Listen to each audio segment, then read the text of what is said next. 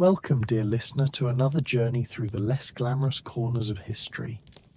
Whether you're settling in for the night in Tokyo or watching the sunset in Sao Paulo, I'm glad you're here.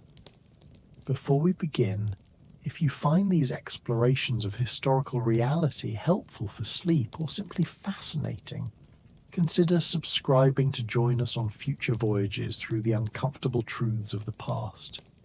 Tonight, we're going to examine one of history's most romanticized pieces of technology, the Viking Longship.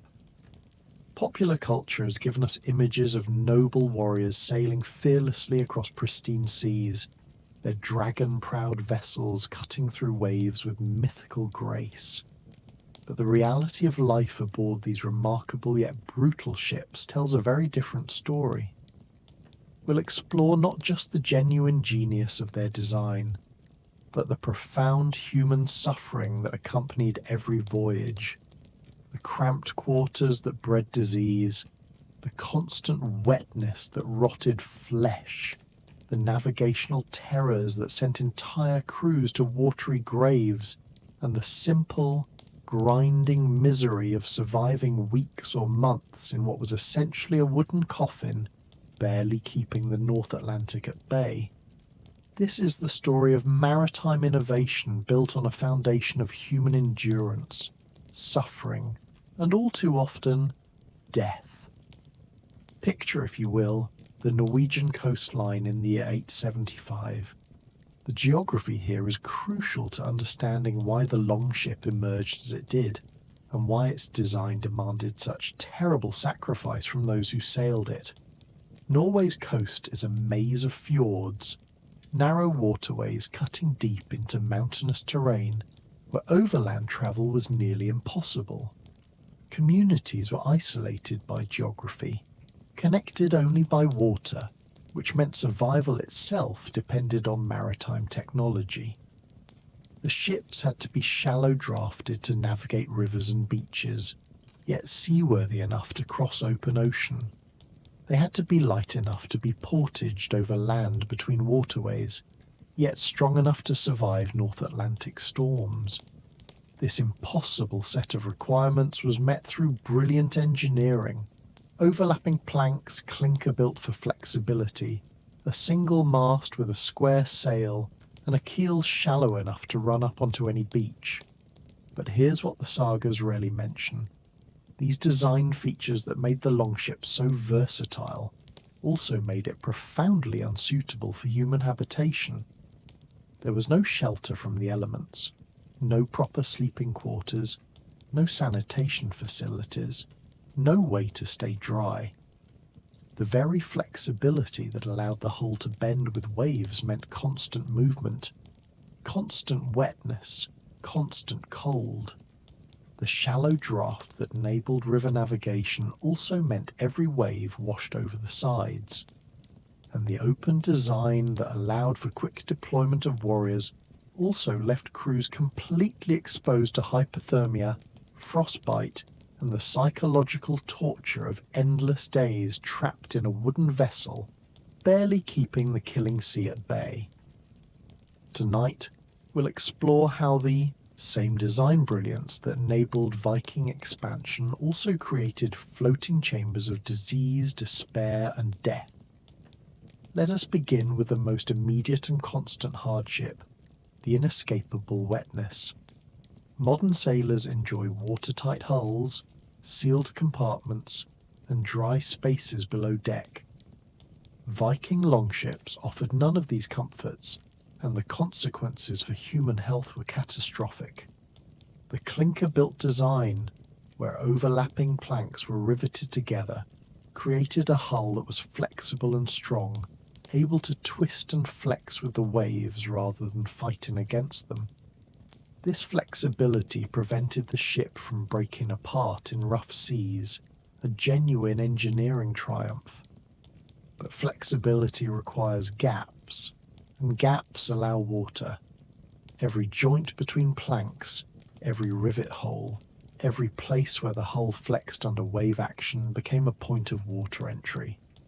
The ships were designed to be bailed constantly, with crew members taking turns scooping water from the bilge and throwing it overboard. This wasn't occasional maintenance, it was perpetual labour, an endless cycle that continued every hour of every day at sea. Imagine yourself as a crew member on a voyage from Norway to Iceland, a journey of perhaps 7 to 10 days if conditions were favourable. You're sitting on a sea chest that contains all your worldly possessions, your legs drawn up because the bilge water has risen to ankle depth again despite constant bailing. The wool of your clothing, supposedly water resistant, has been soaked through for 3 days now. Your feet have not been dry since leaving port. The skin between your toes has begun to soften and split, the first stage of what we now call trench foot or immersion foot. The constant wetness prevents your skin from maintaining its protective barrier. Bacteria flourish in the warm, moist environment of your waterlogged boots.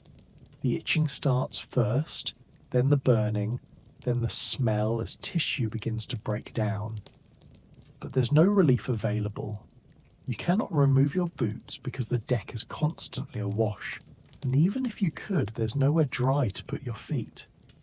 Some crew members develop infections that spread from their feet up their legs, red streaks of sepsis climbing toward their hearts. Others lose toes or entire feet to gangrene, the tissue simply rotting away while they're still alive to feel it. The ship's design, so perfect for navigating coastal waters and making landfall on any beach, becomes a torture device for the humans trapped inside it, their bodies slowly dissolving in the very element that gives the ship its purpose. Beyond the wetness, there was the cold, and the two combined to create conditions that killed with efficient regularity. The North Atlantic is not a forgiving body of water, with surface temperatures rarely exceeding 50 degrees Fahrenheit even in summer, and dropping to near freezing in winter. The longship's open design, which allowed for quick rowing and easy access to weapons, also meant there was no protection whatsoever from wind, spray, or the bone-deep cold that comes from prolonged exposure to maritime conditions. Hypothermia became not an occasional danger, but a constant companion, slowly draining the life from crew members over days and weeks at sea. The human body loses heat 25 times faster in water than in air, and when you're wearing wet wool clothing on an open boat, with wind constantly evaporating moisture from your skin, you're essentially experiencing controlled drowning through heat loss. The process is insidious because it happens gradually, almost imperceptibly. Picture a young man, perhaps 16 years old, on his first trading voyage to the British Isles. He started the journey excited, eager to prove himself worthy of his place on the crew. But it's been 6 days since they left sight of land, and the weather has been against them the entire time, forcing them to row when they should have been sailing, making progress measured in exhausting miles rather than swift leagues. His wool tunic, once a warm layer against the cold, has been wet for so long that it's actually drawing heat from his body faster than it provides insulation. His hands, gripping the oar for hours at a time, have gone from painful to numb. He doesn't realise that his core temperature has dropped from the normal 98.6 degrees to 95 degrees. His thinking has become sluggish, his speech slurred. The older men recognise the signs, but there's nothing they can do. There's no warm shelter, no dry clothing, no way to build a fire on a wooden ship carrying valuable cargo. They've seen it before, the slow spiral into lethargy, confusion, and eventually unconsciousness. By the morning of the 7th day, he doesn't wake up. His heart, stressed by days of cold and exertion, has simply stopped. They'll commit his body to the sea with whatever brief ceremony they can manage, and then return to rowing because the voyage must continue and there are still weeks to go before landfall. The sleeping arrangements, or rather the complete lack thereof, represented another source of constant misery that ground down crew health over the duration of any voyage. There were no hammocks, no bunks, no designated sleeping areas aboard a Viking longship. When night fell, or when weather prevented rowing, crew members simply tried to find whatever uncomfortable position they could among the cargo, the oars, the sea chests, and each other. Sleep became a desperate, unsatisfying struggle rather than genuine rest, and the cumulative effects of sleep deprivation added another layer of suffering to an already brutal existence. The physics of sleeping on a moving ship meant that true rest was nearly impossible. The hull's constant motion as it rode the waves created a pattern of acceleration and deceleration that the human vestibular system never fully adapts to. Even experienced sailors, men who had spent years at sea, would find their sleep disrupted by the ship's movement, their bodies tensing against every roll and pitch, their unconscious minds maintaining perpetual vigilance against the possibility of being thrown overboard or crushed by shifting cargo. Imagine trying to sleep in the middle passage of an ocean crossing. You found a spot between two sea chests, your body pressed against the cold, wet planking of the hull. You've arranged your cloak over yourself for whatever minimal warmth it might provide, though it's as wet as everything else on the ship. The noise is relentless. The creaking of the hull timbers, the splash of waves against the sides, the rhythmic groaning of the rigging, the snoring and coughing of 40 other men crammed into a space no larger than a modern school bus. Every time you begin to drift toward actual sleep, the ship crests a larger wave and drops, your stomach lurching, your body instinctively tensing, or someone steps on your leg while making their way to the side to vomit or urinate, or you're woken for your turn at bailing because the water has risen again and everyone must take their shift keeping the ship afloat. Sleep deprivation, we now know, has profound effects on human health and cognition. After just a few days of poor sleep, reaction times slow, judgment becomes impaired, immune function decreases, and susceptibility to illness increases dramatically. After weeks at sea with only intermittent, poor-quality sleep, Viking crews were operating in a state of chronic exhaustion that made them more vulnerable to every other danger they faced: disease, injury, hypothermia, and the simple mistakes that could send a man over the side into the killing cold of the North Atlantic, where death would come in minutes. The food situation aboard longships reveals another dark reality. These voyages were exercises in controlled starvation, where even successful journeys left crews malnourished and weakened, while any delay or misfortune meant the difference between hunger and actual famine at sea. The ships had limited cargo space, and what space existed was prioritized for trade goods or plunder, not provisions for the crew. Preservation technology was limited to salting, smoking, and drying, which meant the available food was uniformly hard, salty, and nutritionally depleted. A typical provision list for a longship voyage might include hardtack or dried bread, salted fish or meat, dried peas or beans, and perhaps some hard cheese. These items could survive the voyage without immediate spoilage, but they provided barely enough calories for men engaged in the exhausting physical labor of rowing and sailing, and they lacked crucial vitamins that prevented deficiency diseases. Scurvy, caused by vitamin C deficiency, was a constant threat on any voyage lasting more than a few weeks. The disease begins subtly: fatigue, muscle weakness, joint pain. but it progresses to horrific symptoms as the body literally begins to fall apart without vitamin C to maintain connective tissue. Picture a merchant trader on his way to Constantinople, a journey that might take several months with stops at various ports. By the 6th week at sea, his gums have started to swell and bleed. His teeth are loosening in their sockets, and the taste of blood is constant in his mouth. Old wounds and scars that healed years ago have begun to reopen as the scar tissue breaks down. Bruises appear spontaneously across his skin, internal bleeding manifesting in purple-black marks that spread across his chest and legs. He's too weak now to take his turn at the oars, lying instead in the bilge with the other sick men, feeling his body betray him while the ship pushes onward toward a destination he may not survive to see. But scurvy wasn't the only threat from the limited diet.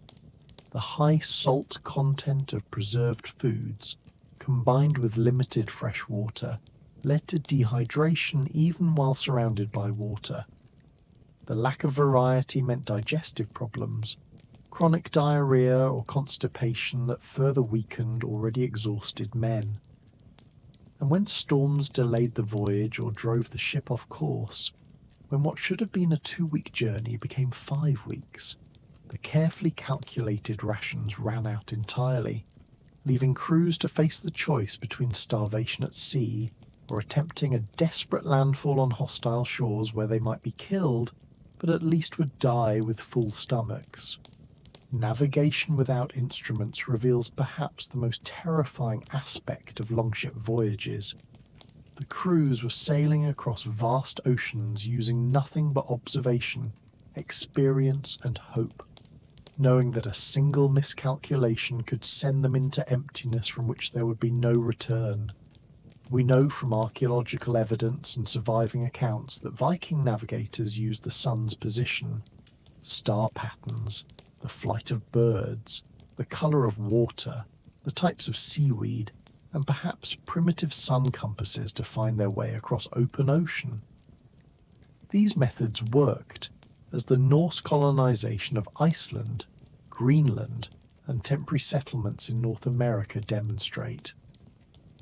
But what's often omitted from the heroic narratives is how many ships simply vanished, lost to navigational error, to storms that pushed them into uncharted waters, to the simple fact that when you can't see land and can't calculate your position with precision, you're gambling with death every single day at sea. The psychological terror of being lost at sea cannot be overstated. Modern sailors have GPS, radar, radio communication, and search and rescue services.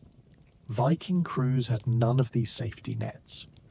Once land disappeared behind them, and they sailed into the trackless expanse of the North Atlantic, they were committed to a course based on imperfect knowledge, and the hope that conditions would remain favourable enough for their crude navigational methods to work.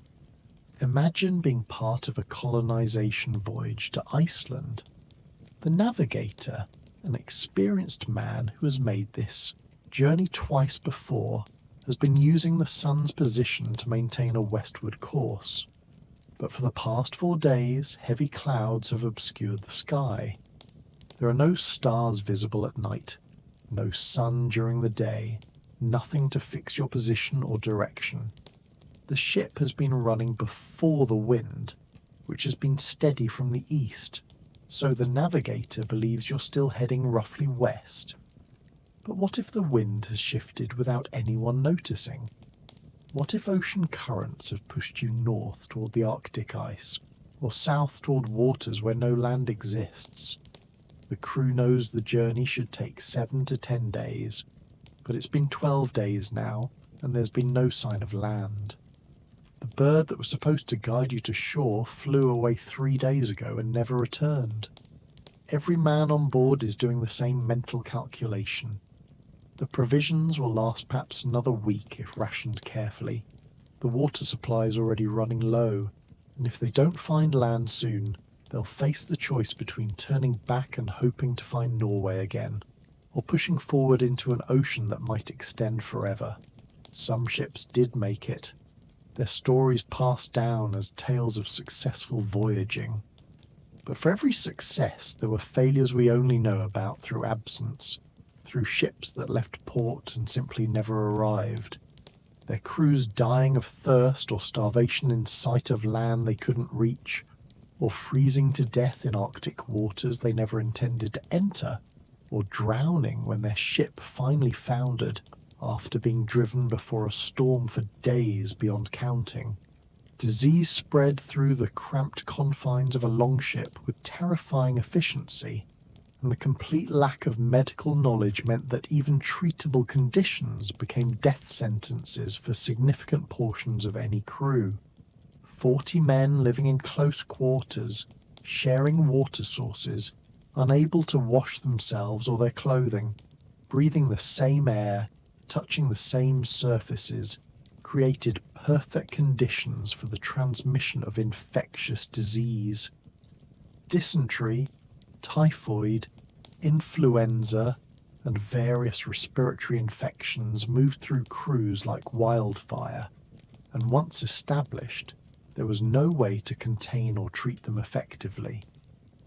The medieval understanding of disease was based on the theory of humours and miasmas, which meant treatment consisted of useless or actively harmful interventions, while the actual bacterial or viral infections ran their course unchecked. Consider what happened when one crew member brought a disease aboard, perhaps infected just before departure but not yet showing symptoms. Let's say it's dysentery, caused by bacteria in contaminated food or water. The incubation period is typically 1 to 3 days, which means by the time the first man starts experiencing severe diarrhea and abdominal cramping, he's already been sharing water containers, touching communal food supplies, and living in intimate proximity with everyone else for days. His illness manifests as violent, bloody diarrhea that he must squat over the side of the ship to expel, his waste going directly into the ocean, but his contaminated hands touching oars, ropes, and cargo. Within 2 days, 5 more men are showing symptoms. Within a week, half the crew is debilitated. Picture the scene aboard this plague ship. The bilge, always wet from seawater, is now contaminated with human waste from men too sick to make it to the side in time. The smell is overpowering, the stench of dysentery mixed with vomit, unwashed bodies, and the salt tang of the sea. Men are dying, their bodies so dehydrated from constant diarrhea that their skin tense when pinched, their eyes sunken, their lips cracked and bleeding. But the ship must continue. The healthy men, and those who are sick but not yet incapacitated, must keep rowing, must keep bailing, must keep the vessel moving, because stopping means drifting, and drifting means death for everyone. They wrap the dead in sailcloth weighted with stones and commit them to the deep, speaking whatever prayers they remember, while trying not to think about whether they'll be the next bodies sliding over the side. Those who survive will reach port depleted and traumatized, many of them weakened permanently by the disease, and the port they reach will likely receive the infection from them, spreading it inland, creating ripples of death that extend far beyond the crew that carried it. The longship, in serving as a vector for trade and exploration, also served as a vector for disease, carrying plague between communities and ensuring that suffering was never confined to those who chose to go to sea. The violence aboard longships, both the organized brutality of raiding parties and the casual cruelty of daily life in a confined space with limited resources, reveals another dark truth about these vessels. They were not just transportation but floating arenas for human savagery.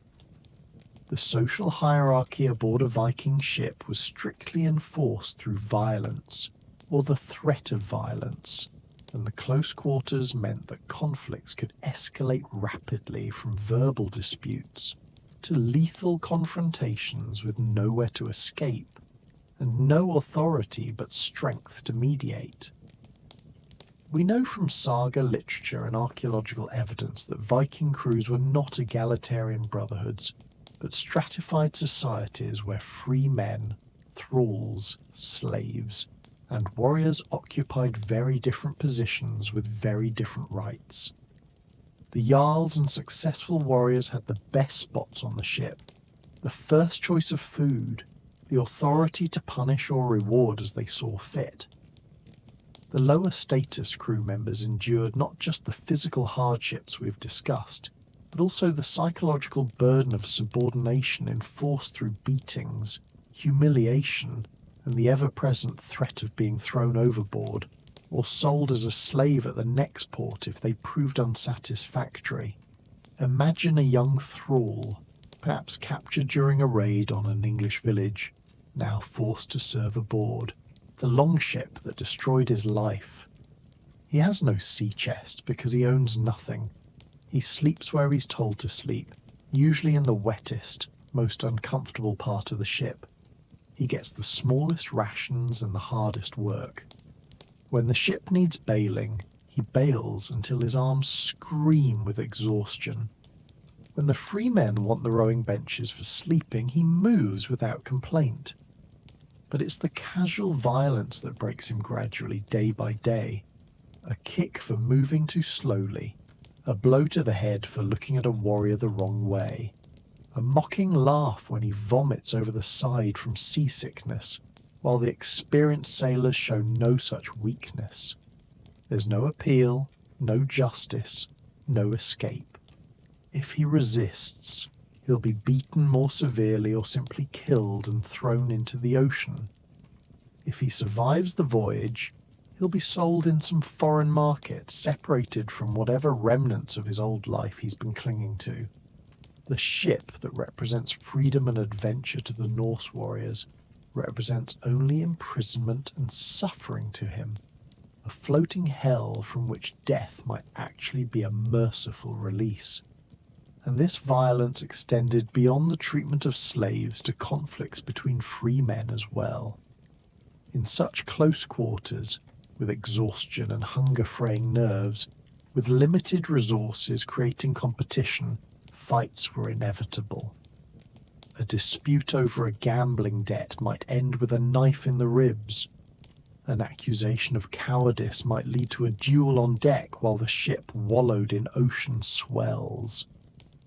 The sagas celebrate these conflicts as proof of Viking courage and honor, but the reality was that men died in stupid, preventless ways because there was no mechanism for peacefully resolving conflicts and no space for tempers to cool before violence erupted. The raids themselves, the activity that made Viking longships infamous, and that modern culture often romanticizes, were exercises in terror, trauma, and moral corruption that damaged raiders and victims alike. The shallow draft and flexible design that allowed longships to beach anywhere meant that no coastal settlement was safe, that churches and monasteries situated near water could be attacked with virtually no warning.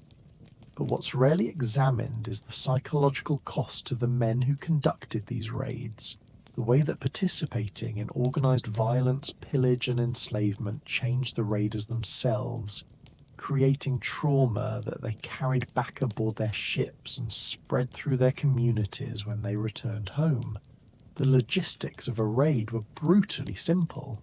The longship would arrive at dawn, beaching on the shore before defenders could organize resistance. The crew would pour off the vessel, weapons ready, and attack whatever target had been selected.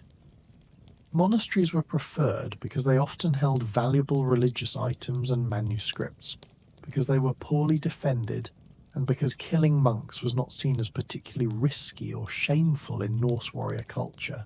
But what happened next was not glorious combat, but rather massacre and terrorization of defenseless people. Picture a young warrior on his first raid, perhaps 18 years old, attacking a monastery on the coast of Ireland. He's been training with weapons since childhood, has been told stories of Viking valor and the wealth that awaits raiders in foreign lands. But the reality of combat is nothing like the stories. The monks are unarmed, many of them old men or boys who offer no resistance. Some are trying to hide religious relics, others are fleeing toward the woods, others have simply frozen in terror. His companions are laughing, enjoying the power of unopposed violence. Someone sets fire to the wooden buildings. Someone else is dragging a young monk toward the ships as a potential slave. And he realizes that he's expected to participate, that if he shows hesitation or mercy, he'll be mocked and diminished in the eyes of the other warriors. So he raises his sword and brings it down on an old man trying to protect a jeweled reliquary, and the feeling is nothing like the clean combat he imagined. It's messy and horrible, and the old man is crying and begging in a language he doesn't understand but whose meaning is unmistakable.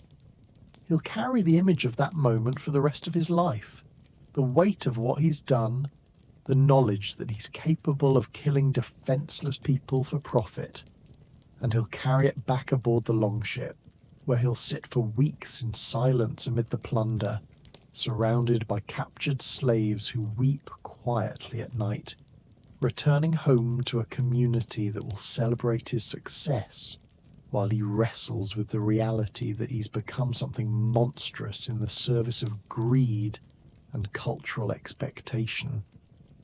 The storms that swept across the North Atlantic were not merely weather events, but existential crises that tested the structural limits of even the most brilliantly designed longships and pushed crews beyond the boundaries of human endurance into realms of pure terror. Modern meteorology gives us advance warning of dangerous weather, allowing ships to seek shelter or change course.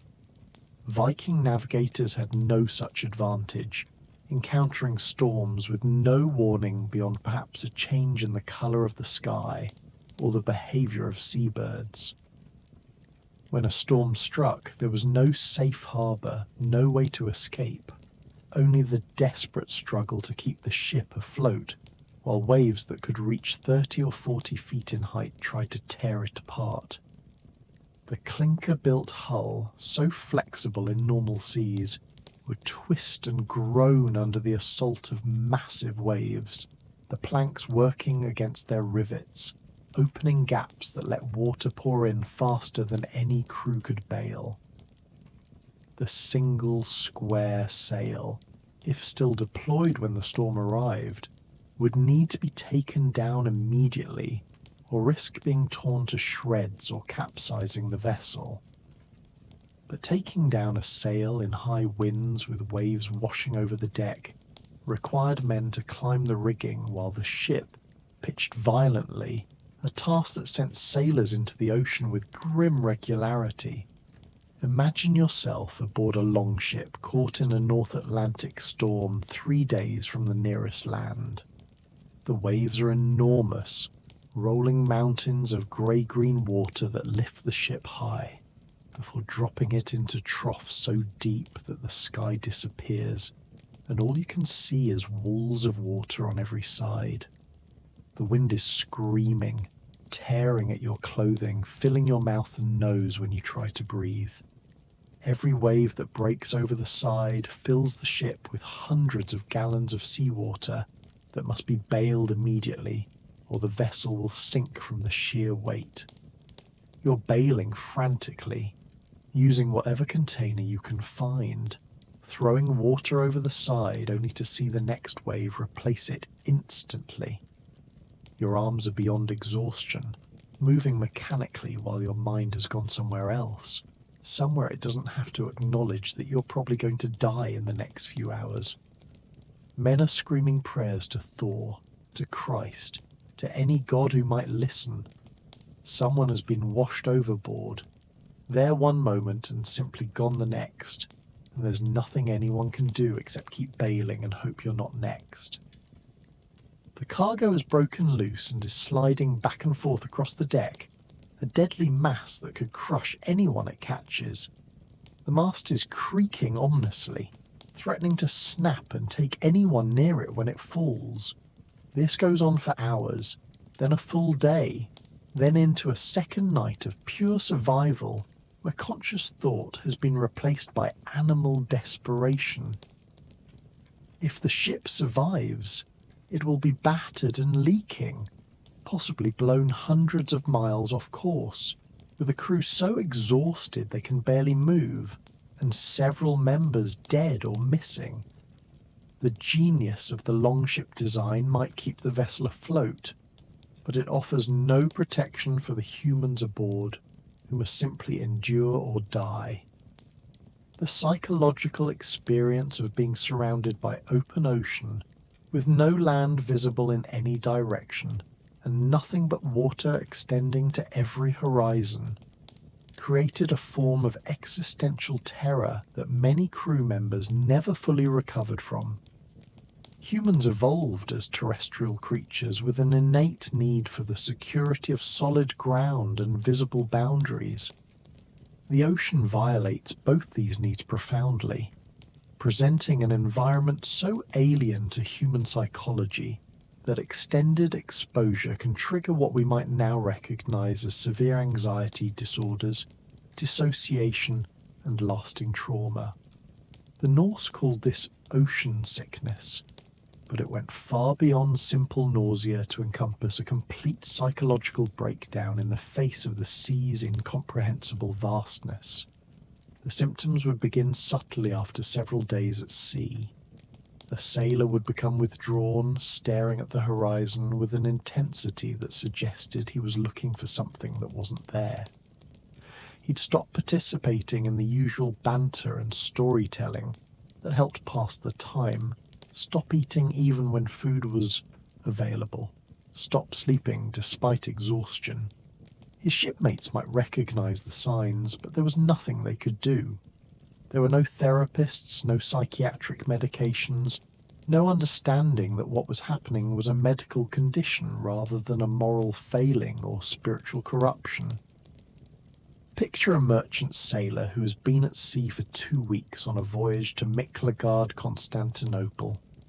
The coastline disappeared behind him 14 days ago, and in all that time he's seen nothing but water, sky, and the wooden walls of his floating prison.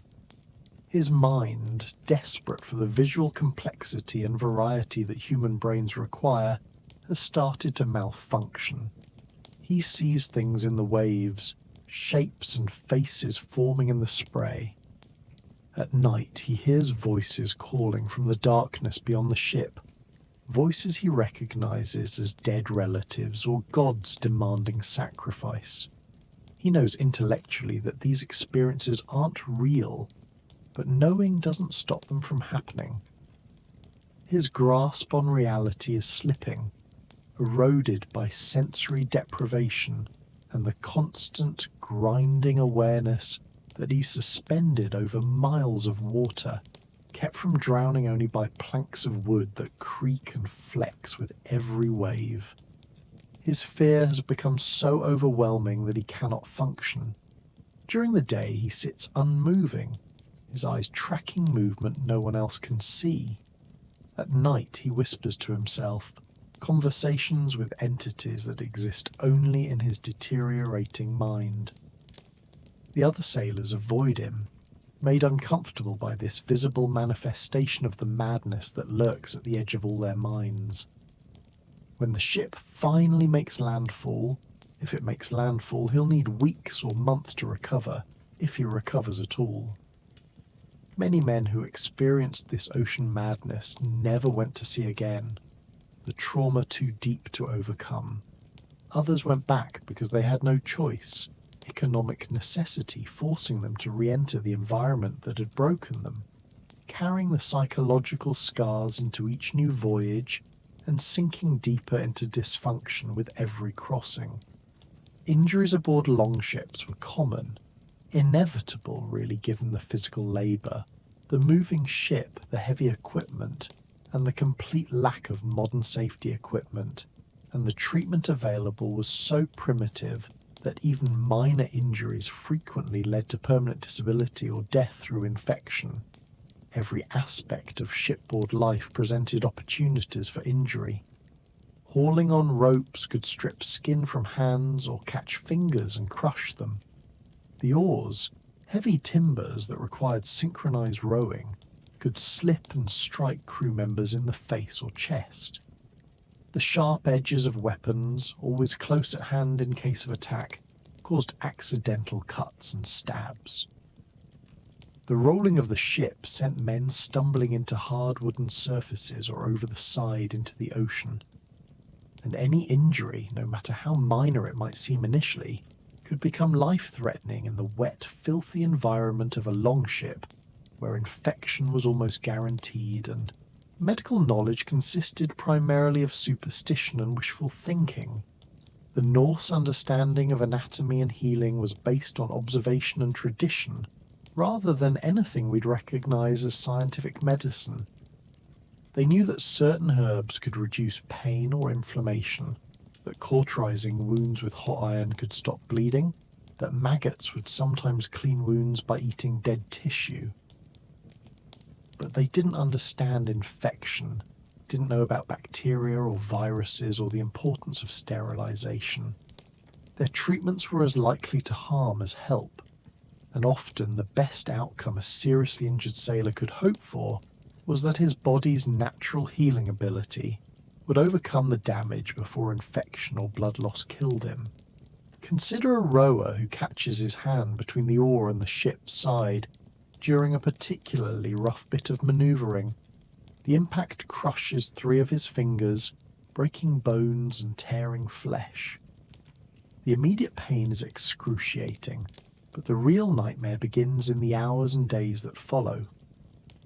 The ship's healer, usually just an experienced sailor who knows more folk remedies than the others, examines the damage and decides that one finger is too badly crushed to save. Using a knife that's been used for everything from cutting rope to preparing fish, he amputates the finger at the base joint while other sailors hold the victim down. There's no anesthesia beyond perhaps some mead to dull the senses. The scream can be heard across the water. The stump is cauterized with a heated knife blade, the smell of burning flesh mixing with salt air. The remaining fingers are splintered using pieces of wood and strips of sailcloth. But within 2 days the hand has begun to swell and darken. Red streaks are running up the forearm toward the elbow. The sailor is developing a fever, alternating between chills and sweating. The wound site is producing thick, foul-smelling pus. Sepsis has set in, the bacterial infection spreading through his bloodstream. Over the next week, he'll deteriorate steadily despite the healer's efforts, which include applying poultices of various herbs, making offerings to the gods, and eventually suggesting that the entire arm be amputated. But by then it's too late. The infection has spread too far. He dies in the bilge of the ship, delirious and in agony, and his body joins the others in the cold embrace of the North Atlantic. A simple workplace injury that modern medicine could treat with antibiotics and proper wound care has become a death sentence. One more example of how the brilliant design of the longship could not protect its crew from the brutal realities of medieval maritime life. The use of enslaved people as rowers and general labour aboard longships represents one of the darkest aspects of Viking maritime culture. A system of exploitation that reduced human beings to living engines whose suffering powered the very vessels we now admire for their elegant design.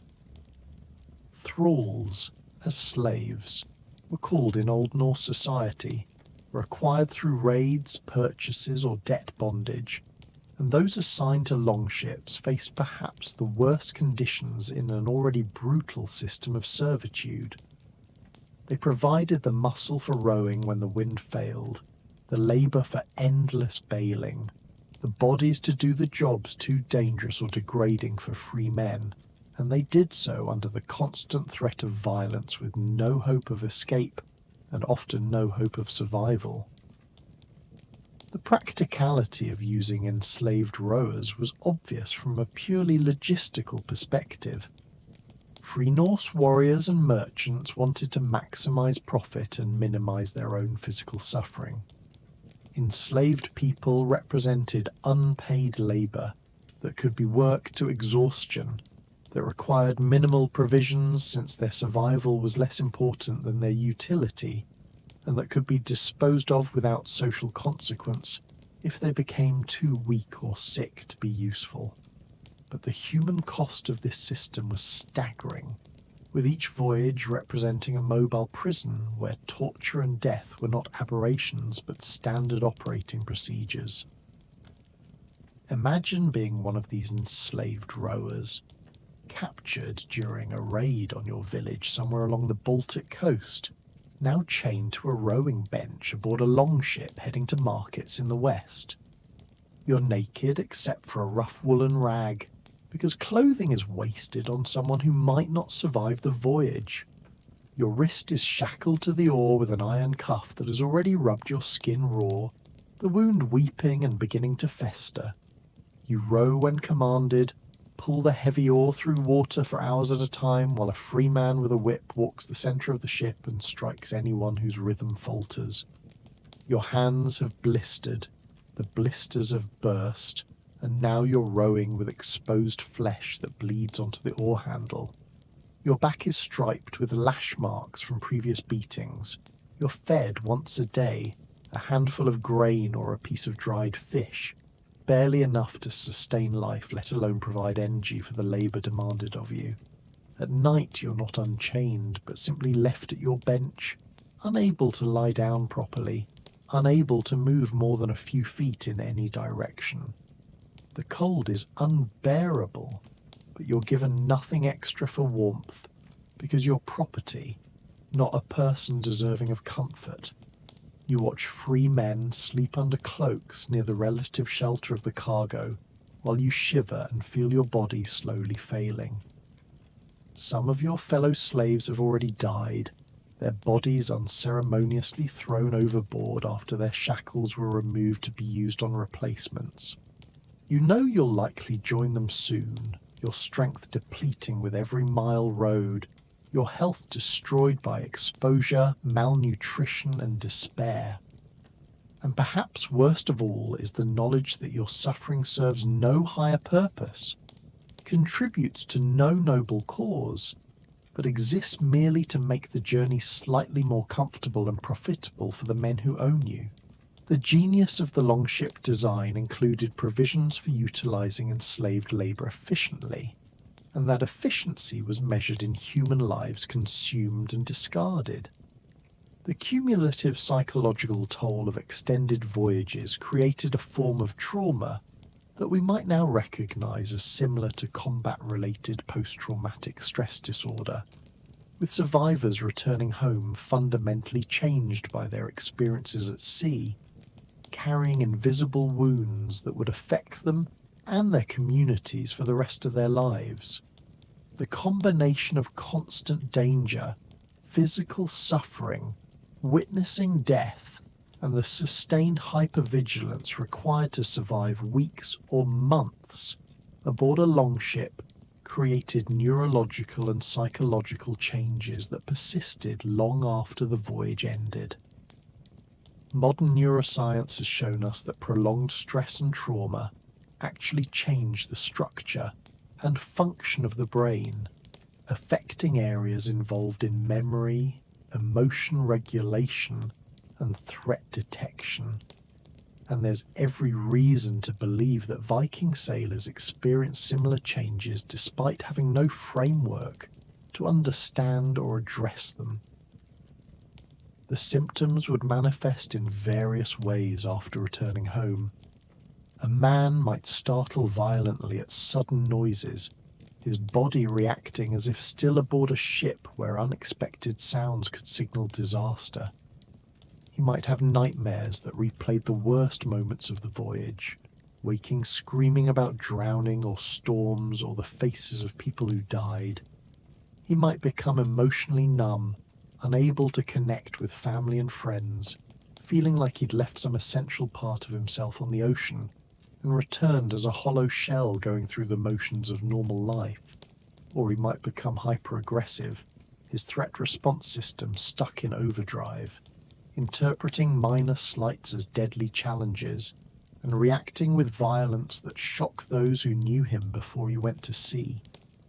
Picture a farmer who took a single trading voyage to earn silver for his daughter's dowry, expecting adventure and profit, unprepared for the reality of maritime suffering.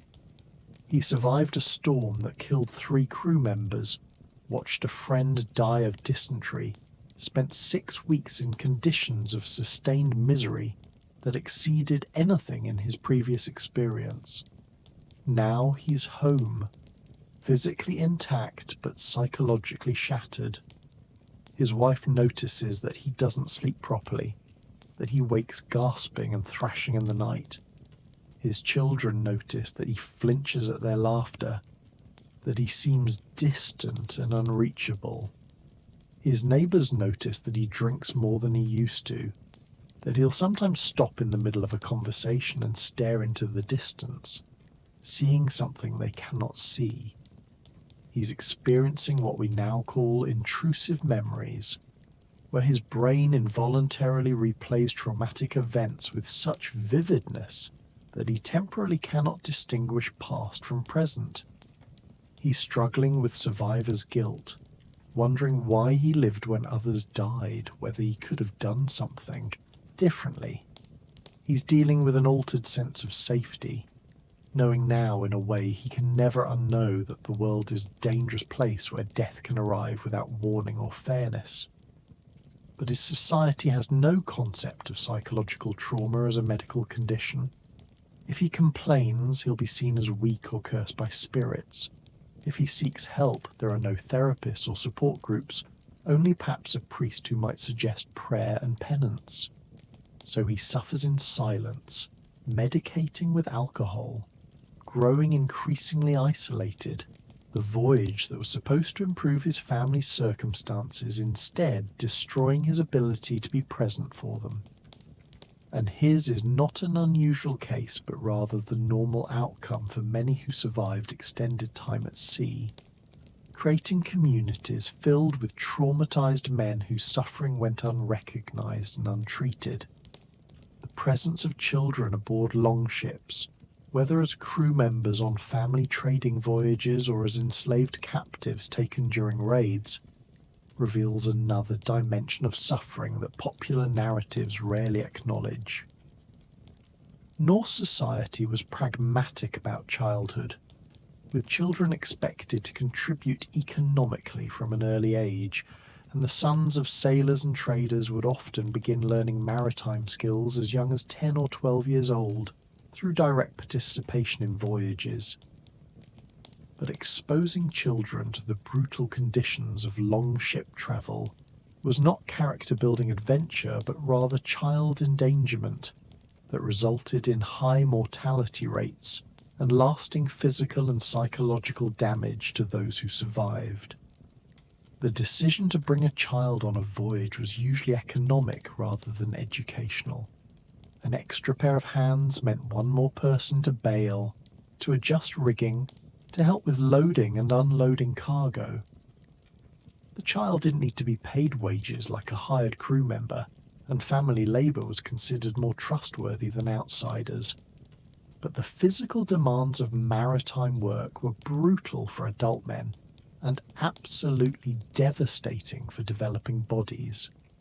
Children lacked the strength, endurance, and body mass to withstand cold, hunger, and exhaustion, as well as adults, meaning they sickened faster, suffered more intensely, and died more frequently. Imagine a 12-year-old boy on his first voyage with his father, a merchant trader making the run from Denmark to England. He's excited initially, proud to be considered old enough to contribute, eager to prove himself worthy of his father's trust. But the reality sets in quickly. The work is endless and exhausting. His hands, uncalloused from years of indoor winter work, blister and bleed on the rough ropes. His body, still growing, lacks the muscle mass to row effectively, meaning he must strain with everything he has to keep pace with the adult crew, his shoulders and back screaming with pain after an hour of continuous rowing. The cold affects him more severely than the men, his smaller body losing heat faster, his teeth chattering uncontrollably, while grown men seem merely uncomfortable. When rations are short, he receives a child's portion, which is less than what the adults get, and his constant hunger becomes a gnawing presence that never completely goes away. His father, focused on the demands of managing the voyage, has little time or energy for comfort or reassurance. The boy learns quickly not to complain, not to cry, not to show weakness, because to do so invites mockery from the crew and disappointment from his father. But the psychological cost is enormous. He's being forced to suppress natural childhood needs for security, comfort, and protection, while being exposed to adult levels of danger and suffering. If he survives, he'll have learned lessons about endurance and self-sufficiency, but he'll also carry trauma that will shape his entire life. And many didn't survive. Children were more susceptible to disease, more likely to be washed overboard in rough seas, more vulnerable to hypothermia. Their small bodies gave up faster when facing starvation or exposure. Archaeological evidence from maritime graves includes significant numbers of children and adolescents, each one representing a young life ended before it really began, sacrificed to the economic imperatives of a culture that valued productivity over childhood. The transformation that occurred in men who survived multiple longship voyages was profound and often disturbing, creating a class of hardened sailors who'd been psychologically and morally altered by sustained exposure to suffering, violence, and the arbitrary cruelty of maritime life.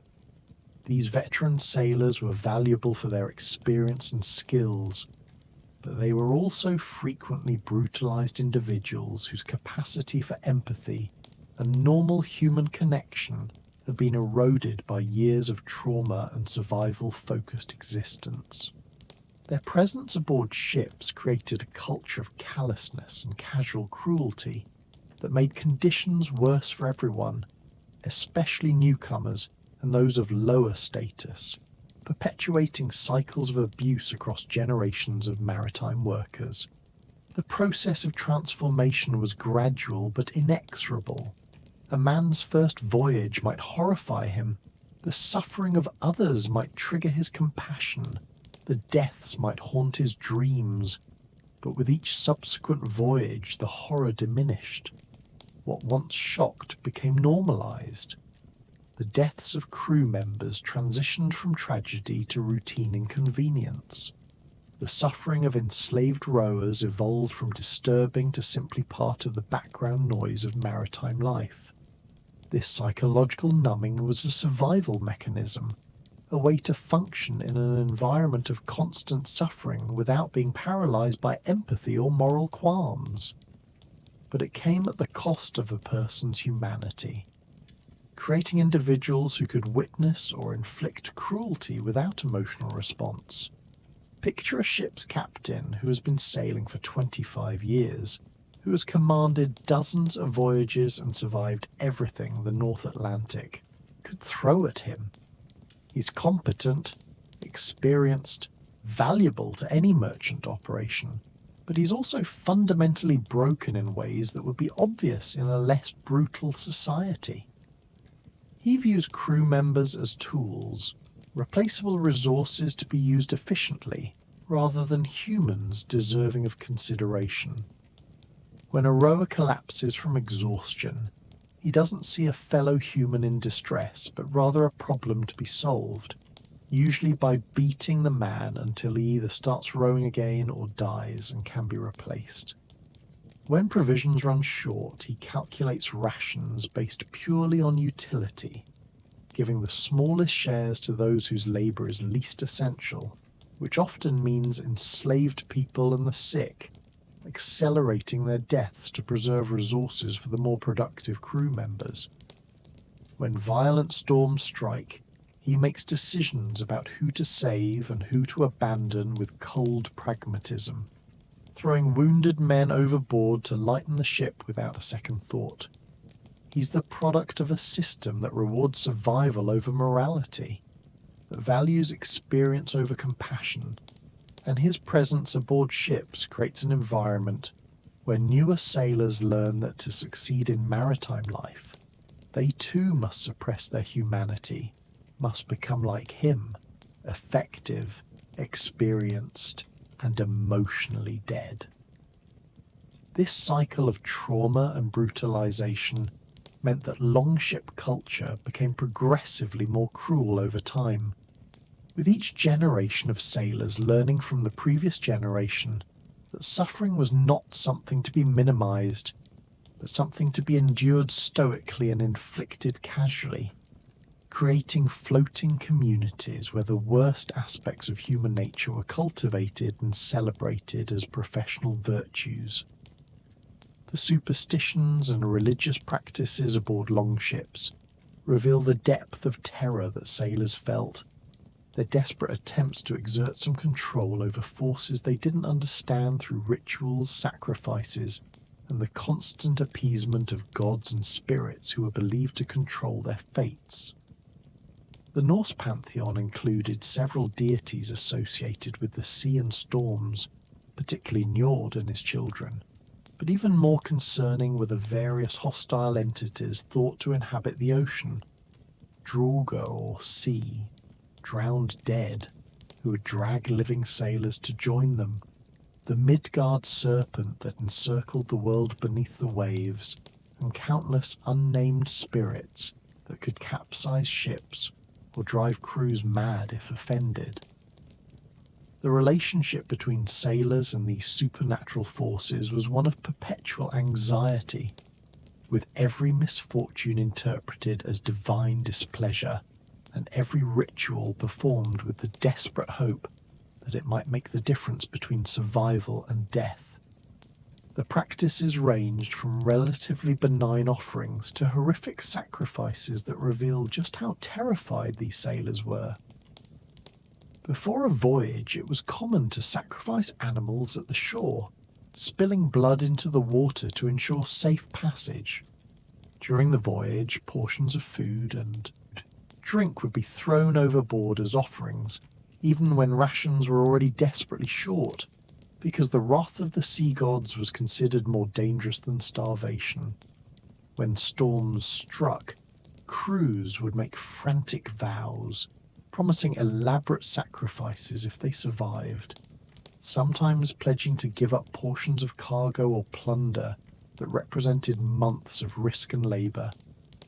And in the most desperate circumstances, human sacrifice was considered appropriate, with enslaved people or even unlucky crew members selected to be thrown overboard alive as offerings to calm the angry sea.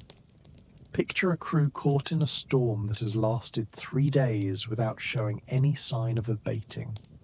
The ship is taking on water faster than they can bail. The mast has cracked and is threatening to collapse, and several men have already been washed overboard. The remaining crew is exhausted beyond the point of rational thought, operating on pure terror and the primal desperation to survive. The ship's elder, a man who has survived more voyages than he can count, declares that the gods are demanding a sacrifice. The crew immediately looks to the enslaved rowers, and one is selected. A young man who has done nothing to deserve this fate except have the misfortune of being property rather than a free man. He's dragged to the side of the ship, screaming and pleading, in a language most of the crew doesn't understand. A hasty ritual is performed, words shouted into the wind, and then he's thrown into the churning ocean, his cries cut short as a wave takes him under. The crew watches desperately to see if the sacrifice has worked, if the storm will abate. Of course it doesn't. The storm ends when atmospheric conditions change, not because the gods were satisfied with a human offering, but the crew will remember this moment, will tell others that they survived because of the sacrifice, will perpetuate the belief that human life can be traded for favourable winds. The psychological weight of these beliefs created an atmosphere of constant dread aboard longships, where every creaking timber could be interpreted as a warning, every unusual wave pattern as a sign of supernatural displeasure. Sailors lived in a state of perpetual spiritual anxiety, never knowing when they might offend some entity they couldn't see or understand, never certain that their offerings and rituals would be sufficient to secure safe passage. This religious terror added another layer of suffering to the already brutal physical conditions, creating an environment where men were broken psychologically even if they survived physically. The voyages into Arctic waters, undertaken in pursuit of valuable resources like walrus ivory and furs, or simply through navigational error, subjected crews to conditions that approached the absolute limits of human survival, where the brilliant design of the longship became almost irrelevant in the face of temperatures that could kill in minutes and ice formations that could crush the strongest hull. The expansion of Norse settlement into Iceland, Greenland, and briefly into North America required vessels to operate in waters where icebergs drifted like floating mountains, where pack ice could appear suddenly and trap ships for months, and where the margin between survival and freezing to death was measured in the thickness of wet wool clothing that provided almost no protection against Arctic cold. The North Atlantic at its worst is brutally cold, with water temperatures near freezing and air temperatures well below. But Arctic waters take cold to an entirely different level, where spray from waves freezes instantly into sheets of ice on the ship's timbers, where the breath of crew members crystallizes in their beards and mustaches, where exposed skin develops frostbite in minutes. The longship, with its open design optimized for temperate water raiding and trading, became a death trap in these conditions, offering no shelter, no way to generate heat without risking fire on a wooden vessel, and no protection from winds that seemed to carry the cold of death itself. Imagine a crew on a hunting expedition to the waters north of Iceland, searching for walruses whose ivory tusks could be sold for fortune in southern markets. It's early autumn, and the journey started well, but they ventured further north than planned, following reports of large herds in areas usually avoided by prudent sailors. The temperature has been dropping steadily for days, and this morning they woke to find that the sea around them has begun to freeze. What started as scattered ice floes has become a developing ice field, the water between clear patches growing thicker and more resistant to their oars. The decision is made to turn back immediately, but it may already be too late. The ship is moving slowly through increasingly congested water, the oars struggling to push aside floating ice. Ice crystals are forming on every surface, coating the ropes with frost that makes them brittle and dangerous to handle.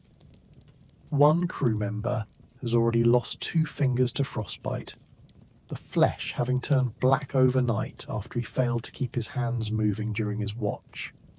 The bilge water, usually just cold, is beginning to freeze, adding weight to the ship and making bailing even more difficult. And then the wind shifts, bringing with it a front of Arctic air so cold that breathing it sears the lungs. Within hours, the situation has transitioned from dangerous to catastrophic. The sea ice has closed around the ship, holding it immobile. The crew, dressed for a difficult North Atlantic voyage but not for Arctic conditions, is being killed by cold that nothing in their experience has prepared them for. Their wet clothing, which provided at least some insulation in merely cold conditions, is freezing solid, becoming armor of ice that steals their body heat and prevents movement. Men are losing consciousness, hypothermia shutting down their bodies one system at a time. Some try to huddle together for warmth, but there are too few of them, and they're too cold for their combined body heat to make a difference. By the second day trapped in the ice, half the crew is dead. By the fourth day, there are only 3 survivors, and they're too weak to move, lying among the frozen corpses of their companions waiting for death. This ship will be found the following spring by another crew, the ice-preserved bodies telling a silent story of how the pursuit of wealth in Arctic waters extracted its terrible price. The economic calculations that made longship voyages worthwhile from a societal perspective were built on a foundation of human expendability, where the expected death rate was simply factored into the cost of doing business, with lives valued only in terms of their replacement cost and profit potential. Norse society was pragmatic about death, particularly the deaths of lower status individuals, and the maritime economy reflected this pragmatism through calculations that seem monstrous from a modern perspective, but made perfect sense within the value system of Viking Age culture. A successful voyage could generate enormous wealth, bringing back silver, trade goods, enslaved people, and plunder that would enrich ship owners and successful crew members. But this profit potential was balanced against known costs: the ship itself, provisions, and the statistical certainty that some percentage of the crew would die. The key was ensuring that the potential profit exceeded these costs, and since free crew members expected shares of profit while enslaved rowers could simply be replaced, there was strong economic incentive to maximize the use of unfree labor, whose deaths represented minimal financial loss. The calculus becomes even darker when you examine the decision-making around dangerous voyages. A ship owner planning a trading expedition to Byzantium might calculate that he could expect to lose perhaps 20 to 30% of the crew to disease, accidents, and various maritime hazards. If that crew consisted primarily of enslaved people, who cost perhaps 10 pieces of silver each to purchase, and the expected profit from a successful voyage was several hundred pieces of silver, then the math was straightforward. The death of even half the crew still resulted in net profit. This meant there was no economic incentive to improve safety conditions, to provide better food or shelter, to reduce risk in any way that might decrease profit margins. The suffering was not accidental, but rather an accepted cost of maximizing returns. Consider the perspective of a wealthy Norse merchant planning a major trading expedition, perhaps a fleet of 3 longships heading to the markets of the Baltic. He's invested in purchasing the ships, outfitting them with trade goods, and assembling crews. For the skilled positions, navigator and ship's captain, he's hired experienced free men who will expect substantial shares of the profit. But for the 30 rowing positions across the 3 ships, he's purchased enslaved people from the slave markets of Dublin and Hedeby, a mix of captives from Ireland, England, and various Slavic territories. His accountant, a man with a talent for keeping ledgers, has calculated the expected returns. Each ship will carry goods worth perhaps 100 pieces of silver, which if successfully traded in the Baltic markets should return 300 pieces of silver worth of furs, amber and honey. The total investment across 3 ships is approximately 500 pieces of silver, with expected returns of 900 pieces of silver for a profit of 400 pieces of silver. But this calculation assumes that at least 2 of the 3 ships will complete the voyage successfully. Historical experience suggests that 1 ship in 3 is lost to storms, piracy, or navigational error on journeys of this length and difficulty. The accountant has factored this loss into the calculations. He's also calculated that of the 90 people who leave on this expedition, perhaps 30 will die of disease, accidents, or various other causes before returning home. Since 27 of those 90 are enslaved rowers whose replacement cost is minimal, and since their deaths don't reduce the profit-sharing pool for the surviving free crew, this mortality rate is considered acceptable. In fact, if more enslaved people die than expected, it's seen as fortunate because it means less cargo space is used for provisions on the return journey, allowing for more trade goods and higher profits. This is the dark calculus of Viking maritime economics, where human suffering and death are not tragedies to be prevented, but rather variables to be optimized in pursuit of maximum return on investment.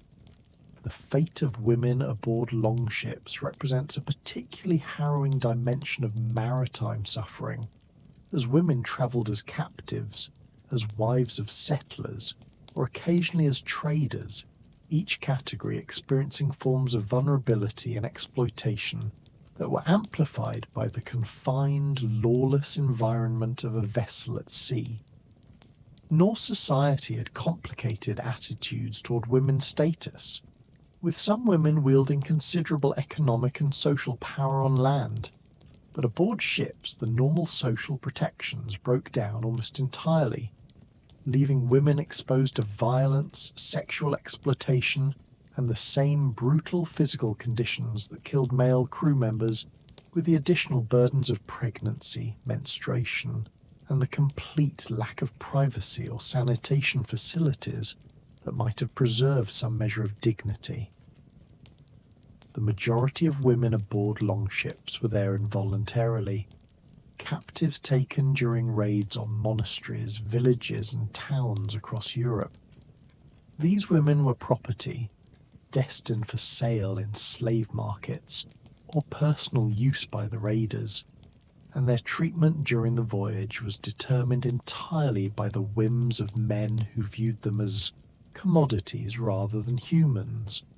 The conditions they endured combined all the standard horrors of longship travel with gender-specific forms of abuse that were considered normal, even expected within Viking maritime culture.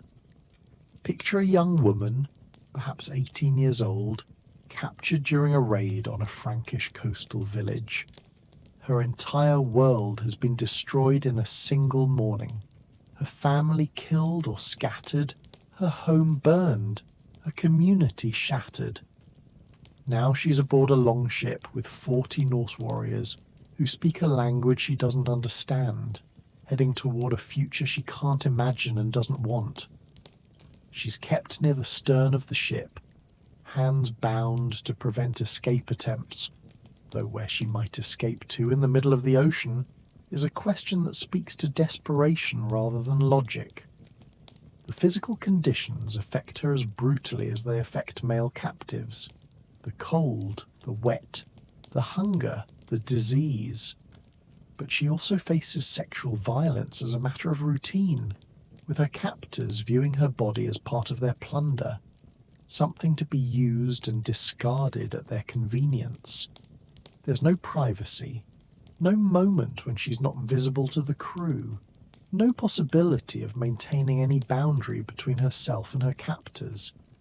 She menstruates without access to proper cloths or cleaning facilities, the blood mixing with the bilge water that sloshes at her feet, adding humiliation to her suffering.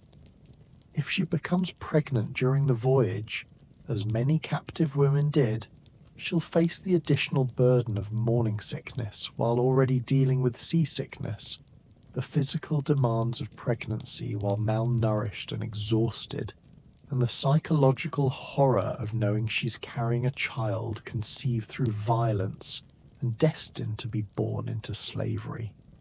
Some women gave birth aboard longships, delivering in the wet, filthy bilge with no midwife, no clean water, no safety, their cries mingling with the sounds of waves and wind, while the ship continued its voyage and the crew barely paused in their activities.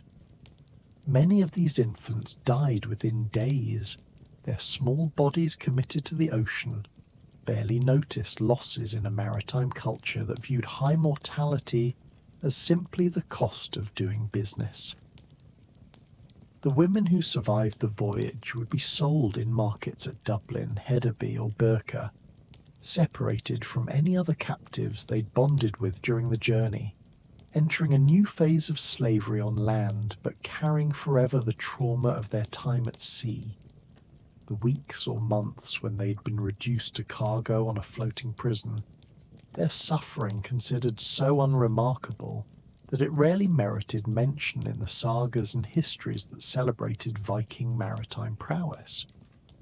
The process of maintaining and repairing longships during voyages reveals yet another source of danger and suffering, as the brilliant engineering that made these vessels seaworthy also made them desperately fragile, requiring constant maintenance and emergency repairs that often proved fatal for the crew members attempting them.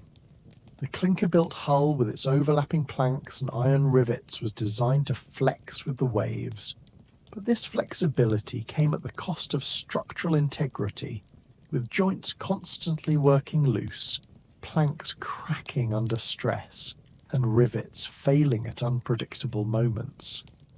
Every voyage became a race against time, the ship slowly deteriorating while the crew struggled to reach port before catastrophic failure occurred, and the repairs that might extend the ship's life for a few more days or weeks required crew members to work in conditions of extreme danger, clinging to the outside of the hull in rough seas, diving beneath the ship to inspect damage, or climbing the mast during storms to address rigging failures.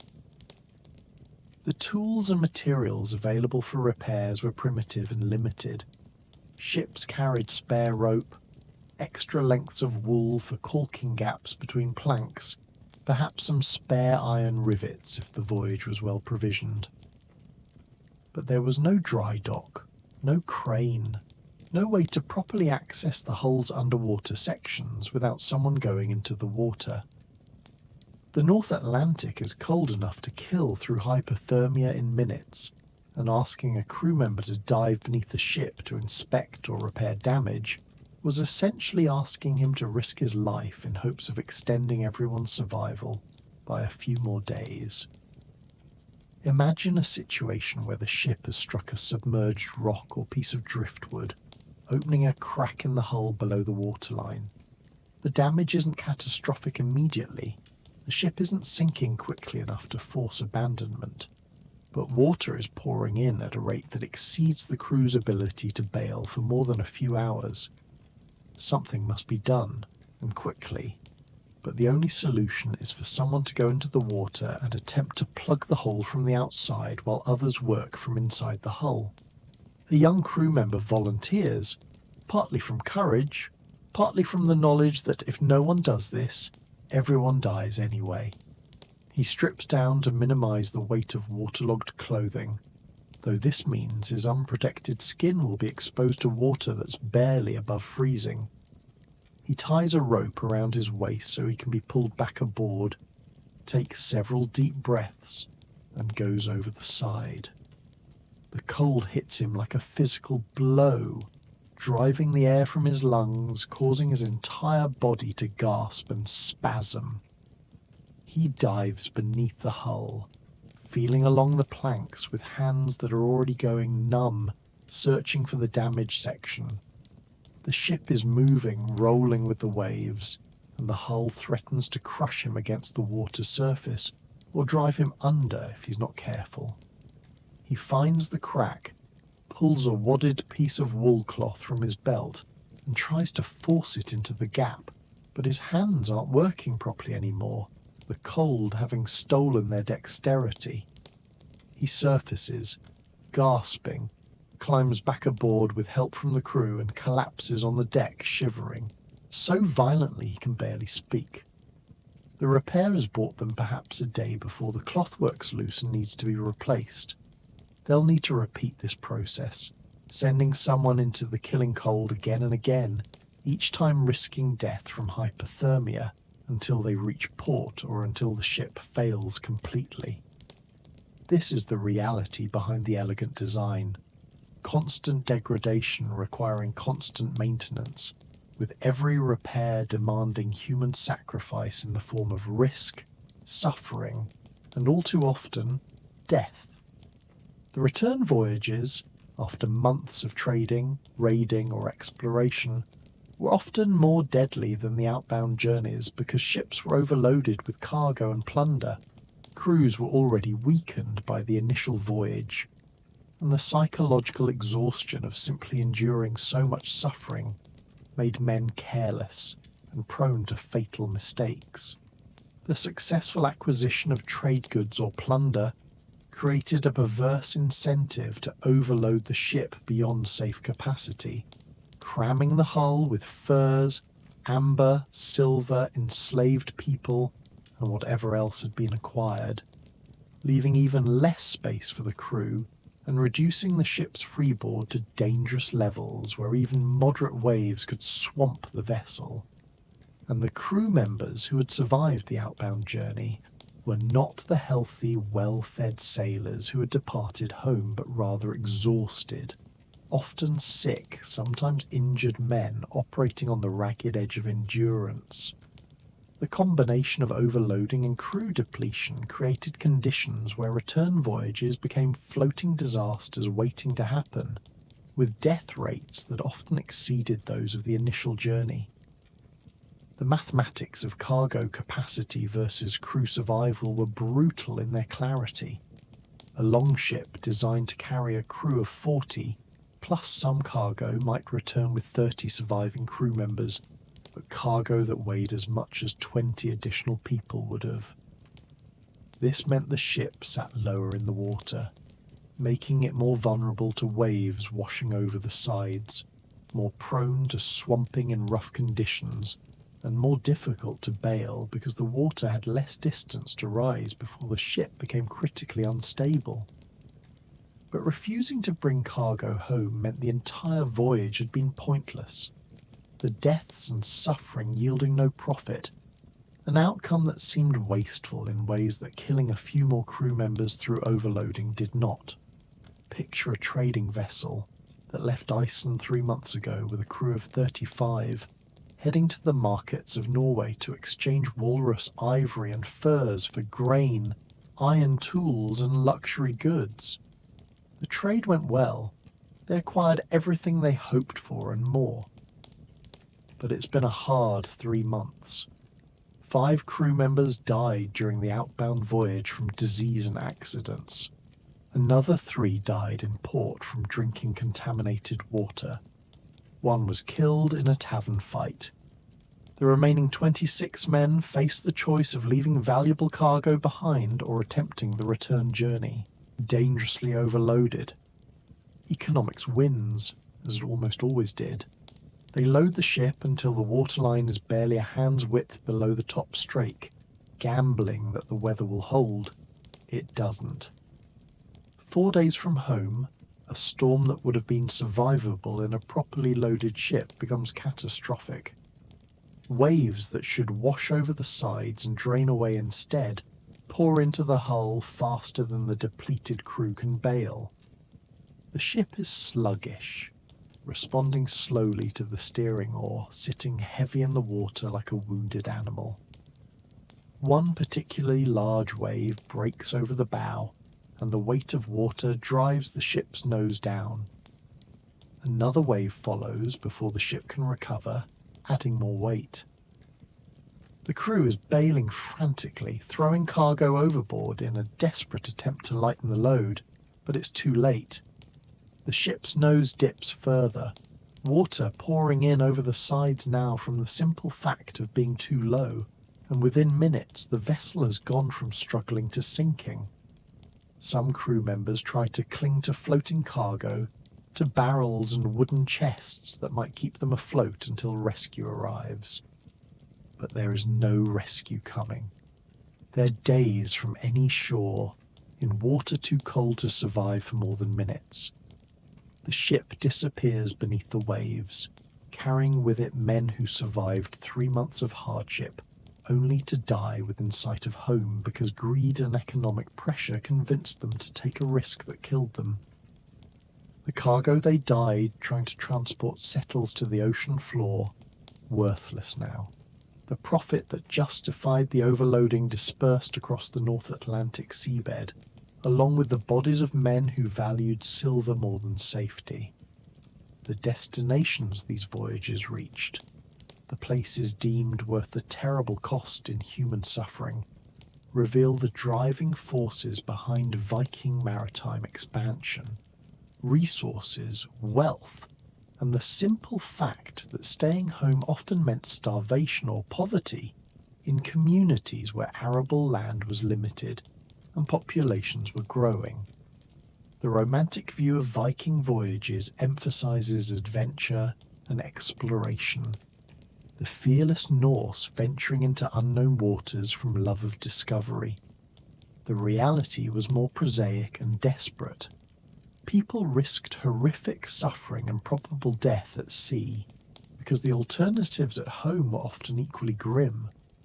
Overpopulation in Scandinavia's limited agricultural zones, primogeniture inheritance systems that left younger sons landless, and periodic famines created populations of young men with no prospects who faced the choice between subsistence poverty at home or the possibility, however slim, of acquiring wealth through maritime trade or raiding. The voyages were not adventures but rather desperate gambles by people who had few other options. The destinations varied by purpose and period, creating a network of maritime routes that connected Scandinavia to the rest of medieval Europe and beyond, each route claiming its share of lives in the service of economic necessity. To the west, Iceland was settled by families fleeing political consolidation in Norway, families willing to endure the brutal Atlantic crossing because staying home meant submitting to kings they refused to acknowledge. Greenland was settled by exiles and opportunists, people drawn by reports of grazing land who were willing to risk everything on the possibility of establishing successful farmsteads in one of the harshest environments humans have ever attempted to colonize. The brief settlements in North America, Vinland, were reconnaissance missions testing whether resources there might justify the terrible voyage, abandoned when the answer proved to be no. To the east, the Baltic trade routes connected Scandinavia to the riches of Byzantium and the Islamic world, rivers serving as highways into the heart of what would become Russia, each voyage a months-long ordeal that might yield fortunes in silver or simply death in foreign lands. Imagine a young man in Norway around 950, the third son of a farmer whose land can barely support the family it already has. His eldest brother will inherit the farm, his second brother has apprenticed to a blacksmith, and there's nothing for him. He could stay and work as a labourer for whatever meagre wage local farmers might offer, living hand to mouth with no prospect of marriage or children, because he can't afford to support a family. Or he can sign on to a trading voyage heading to Byzantium, a journey that will take 6 months if everything goes well, that will expose him to every form of maritime suffering we've discussed, but that might, if he survives, provide enough silver to purchase land or establish himself in a trade. The calculation is grim but simple, near certain poverty at home versus possible wealth abroad, with the cost being probable suffering and possible death. He chooses the voyage, as thousands of others did, not from courage or love of adventure, but from simple economic desperation. And whether he survives or dies, whether he returns wealthy or broken, whether his body ends up in a foreign grave or at the bottom of the North Atlantic, his choice was driven by the same force that drove so much of Viking maritime activity. The brutal fact that for many people in medieval Scandinavia, the only path to a tolerable life led across an ocean that killed without mercy or meaning, aboard ships that were engineering marvels designed with complete indifference to human comfort or survival. This is perhaps the darkest truth of all about the longship era, that the suffering we've explored was not imposed on unwilling victims, but rather accepted by people who understood the cost and paid it anyway, because the alternative was slow starvation at home, a choice between quick death at sea or slow death on land, with wealth as the only possible escape from either fate. The technological improvements that eventually made maritime travel safer, the innovations that gradually reduced the suffering and death rates we've discussed, came not from humanitarian concern but from economic calculation, and the simple fact that losing ships and crews was expensive enough to justify investment in better designs. The longship represented the cutting edge of 9th and 10th century maritime technology, but it was also a transitional form, eventually giving way to designs that prioritized cargo capacity and crew survival over speed and military flexibility. The Nar, a deeper-hulled merchant vessel with higher sides and more cargo space, became the standard for long-distance trade because it lost fewer crew members and could carry more goods profitably. The addition of partial decking, better food preservation methods, improved navigation techniques, and eventually the compass transformed maritime travel from a death-defying gamble to merely a dangerous profession. But these improvements came slowly, over centuries, and each represented thousands of deaths that finally made the old ways economically untenable. The transition from longship to safer merchant vessels was driven primarily by the realization that dead sailors couldn't make return voyages, that the institutional knowledge lost with each drowned crew was valuable, and that reputation mattered in recruiting quality sailors. A ship owner who lost 3 out of every 4 crews would eventually find it impossible to hire experienced sailors at any price, forcing reliance on desperate people with no better options, whose lack of skill made voyages even more dangerous in a downward spiral of incompetence and death. But a ship owner who invested in better ships, better provisions, and better safety practices could attract skilled crews who would make more successful voyages, generating higher profits over time despite the initial investment. The mathematics gradually shifted from viewing crew death as an acceptable cost to viewing crew survival as a valuable asset, and this shift in economic calculation saved more lives than any amount of humanitarian concern ever would have. Consider the gradual improvements in food preservation and storage. The early longships carried minimal provisions because cargo space was precious, and crew survival was not prioritized. But as long-distance trade became more profitable, merchants realized that crews weakened by malnutrition were less effective at rowing, more susceptible to disease, and more likely to make fatal errors.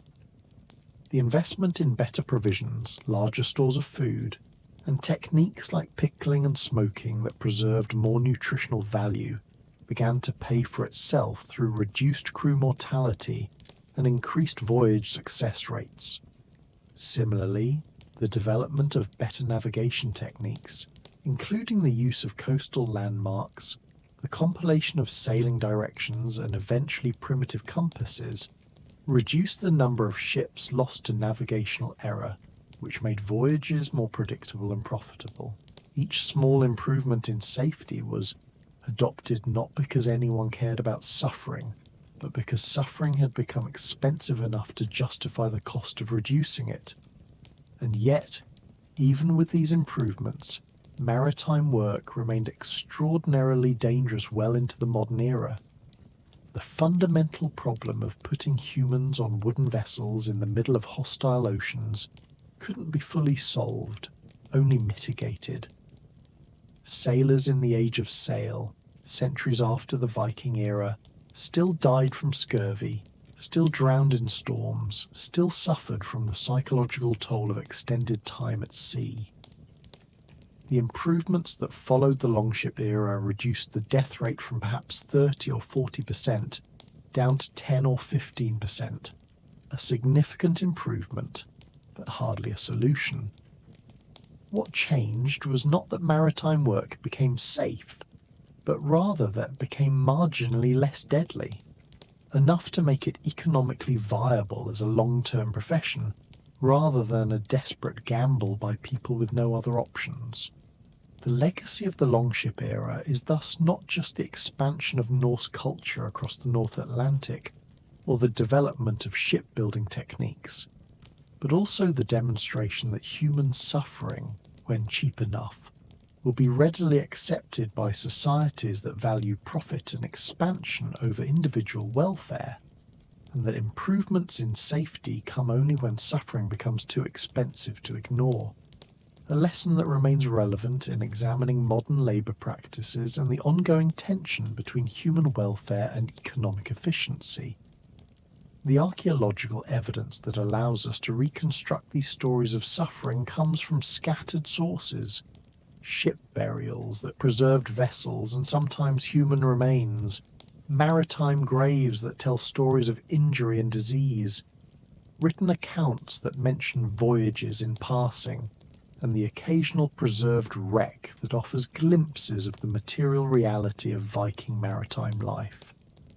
But what's perhaps most striking about the archaeological record is how much it confirms the brutality we've discussed, while simultaneously revealing gaps in our knowledge, moments where we can see evidence of suffering but can only speculate about the full human experience behind the artifacts.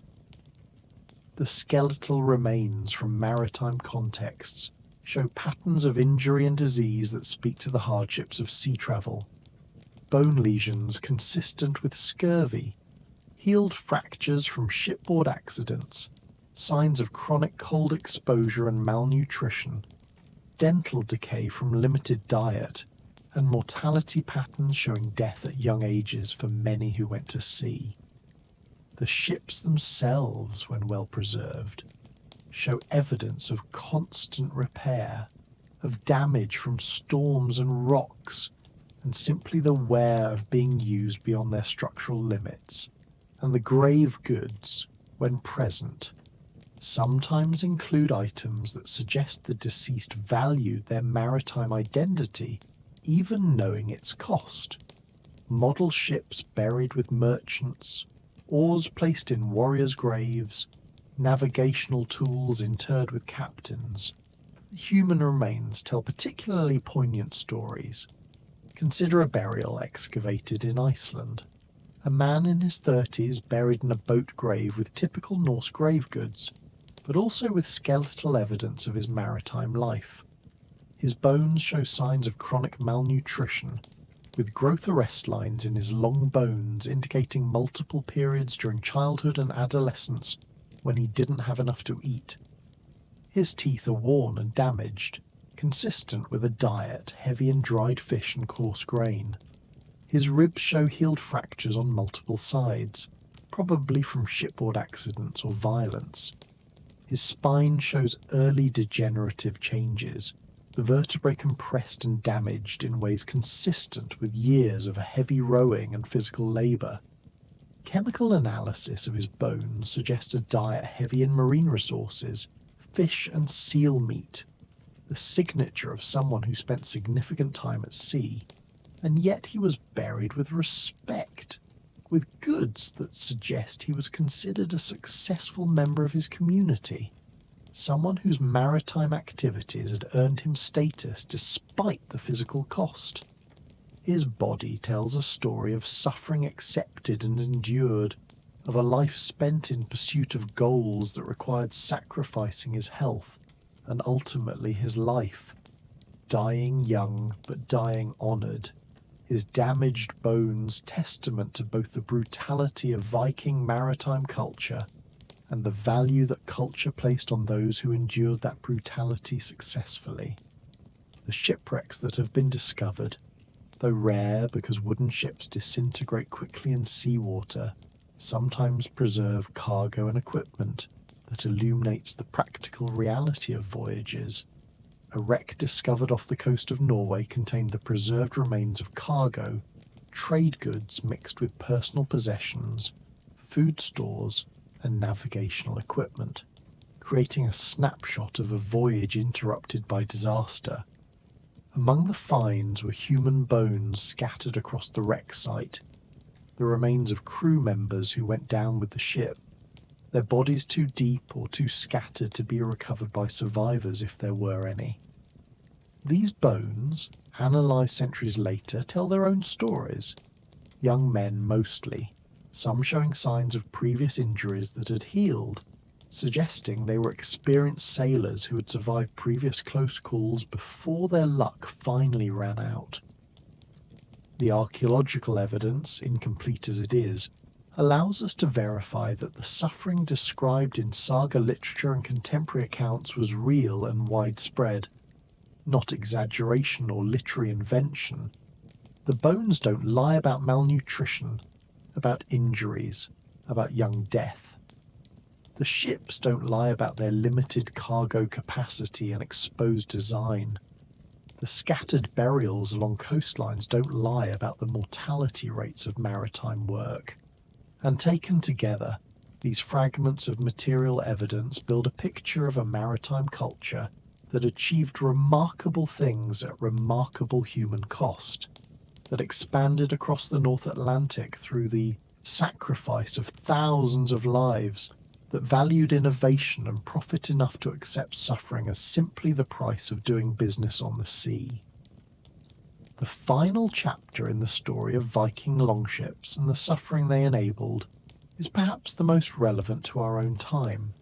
The question of whether the achievements justified the cost, whether the expansion of Norse culture across the North Atlantic, the trade networks that connected Scandinavia to the rest of medieval Europe, and the technological innovations in shipbuilding were worth the thousands of lives consumed in their pursuit. This is not a question with an easy answer, and different perspectives will yield different conclusions depending on whose suffering we prioritize and whose achievements we value.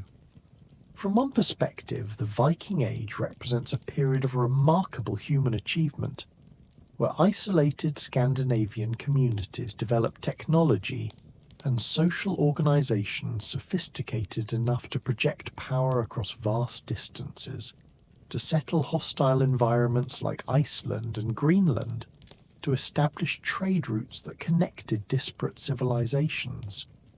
The longship itself is admired as an engineering marvel, an elegant solution to difficult design constraints. The Norse expansion influenced the development of European culture, politics, and economics in ways that persist to the present day. These achievements are real and significant, evidence of human ingenuity and determination. But from another perspective, these achievements were built on a foundation of accepted suffering, on a willingness to treat human life as expendable in pursuit of profit and expansion, on systems of slavery and exploitation that concentrated benefits among a small elite while distributing costs among those least able to bear them. The thousands who died at sea, who were enslaved and worked to death, who suffered injuries and trauma that destroyed their quality of life, were not volunteers pursuing some noble cause, but rather people trapped by economic necessity, cultural pressure, or outright force into participating in an extractive system that consumed them. Their suffering was not incidental to the achievements of Viking maritime culture, but rather foundational to it, the fuel that powered expansion and trade. Consider the ethical calculus from both sides. A Viking jarl who grew wealthy from successful trading voyages might argue that the risk was distributed fairly, that crew members joined voyages voluntarily understanding the dangers, that the wealth generated enriched entire communities through trade and employment.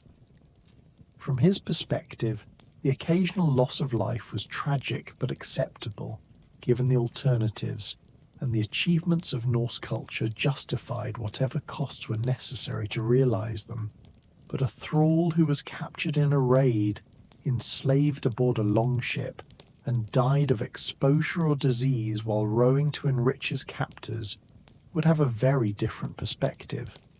From his view, there was nothing voluntary about his participation, nothing fair about the distribution of risk and reward, nothing that justified his suffering except the simple fact that he lacked the power to refuse. His death enriched others and contributed to achievements he didn't share in and wouldn't have chosen to support if given any choice. These contradictory perspectives cannot be easily reconciled, and the passage of 1,000 years doesn't make the ethical questions less relevant. We still live in a world where remarkable achievements are sometimes built on foundations of human suffering, where economic systems create incentives to treat people as expendable resources, where the costs and benefits of progress are distributed unequally across populations with different levels of power and agency. The story of the Viking Longships, stripped of romantic gloss and examined honestly, becomes a case study in these ongoing ethical tensions. And perhaps the most we can say is that the achievements were real, the suffering was real, and both demand acknowledgement in any honest accounting of this period of history. The next time you see an image of a graceful longship, its dragon prow cutting through stylized waves, remember the humans aboard that vessel, the free sailors enduring cold and hunger in pursuit of profit, the enslaved rowers worked to death far from their homes, the captive women facing brutality and exploitation, the children pressed into service before their bodies were ready, the injured dying from infections that simple antibiotics would cure today. Remember that this elegant piece of engineering was also a floating chamber of suffering, a tool of expansion that consumed human lives with efficient regularity. The genius of its design does not erase the cost of its use, and acknowledging both the innovation and the suffering is perhaps the only honest way to remember this complex, brutal, fascinating period of human history. And so we've reached the end of our voyage through the dark realities of Viking maritime life, having examined the gap between popular mythology and historical truth, between the romantic image of dragon ships and fearless warriors and the brutal reality of suffering, exploitation, and death that characterized actual longship voyages. We've seen how brilliant engineering and remarkable human achievement were inseparable from systematic cruelty and accepted expendability. How the same design features that allowed Norse expansion also created floating prisons of suffering for those aboard.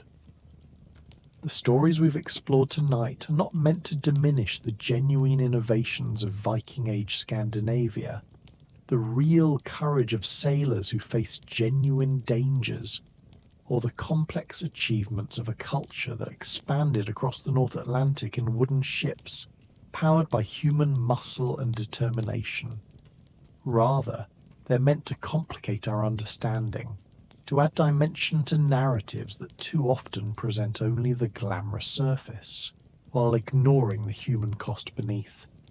When we look at history honestly, we find not heroes and villains, but people making difficult choices within constrained circumstances. Systems that created suffering not through individual malice, but through collective acceptance of exploitation as normal and necessary. The parallels to our own time are uncomfortably clear. We still live in a world where remarkable innovations are sometimes built on foundations of human suffering, where economic systems create incentives to treat people as expendable resources, where the benefits of progress flow primarily to those already privileged, while the costs are borne by the vulnerable. The specific technologies and contexts have changed, but the underlying tensions between human welfare and economic efficiency, between individual suffering and collective achievement, between acknowledging hard truths and preserving comfortable myths remain very much with us. Understanding the realities of Viking maritime life, ugly as they sometimes are, helps us recognize these patterns in our own world, and perhaps, just perhaps, make choices that value human welfare more highly than our medieval ancestors did. So as you drift towards sleep tonight, perhaps you'll carry with you a more complex understanding of this fascinating period, an appreciation for both the genuine achievements and the genuine suffering, a recognition that history is rarely as simple as our myths suggest, and that the past, examined honestly, has much to teach us about the present. Thank you for joining me on this journey through uncomfortable history. I hope you found it both educational and sleep-inducing, that the methodical examination of dark truths has provided the kind of mental engagement that paradoxically helps the mind settle toward rest. If you enjoyed this exploration, or if you found these voyages through unglamorous history helpful for sleep, I'd be grateful if you'd consider subscribing to join us on future expeditions through the less romantic corners of the past. Your support makes it possible to continue researching and presenting these stories with the detail and honesty they deserve, to shine light on aspects of history that are often overlooked in favor of more exciting narratives. And if you have suggestions for future topics, periods of history, or aspects of daily life that you'd like to see examined with this same attention to uncomfortable realities, please share them in the comments.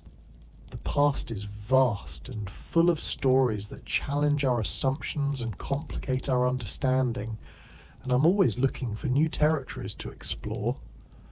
For now, though, it's time to let go of Vikings and longships, to release the images of cold seas and suffering sailors, to allow your mind to drift away from medieval Scandinavia toward the peaceful emptiness that precedes sleep.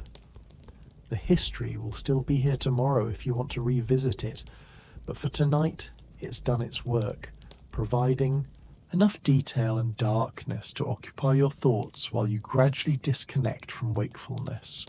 So let yourself relax now, knowing that whatever challenges you face in your own life, you're not rowing across the North Atlantic in an open boat, not trapped in a floating prison, not facing the particular brutalities of Viking maritime culture.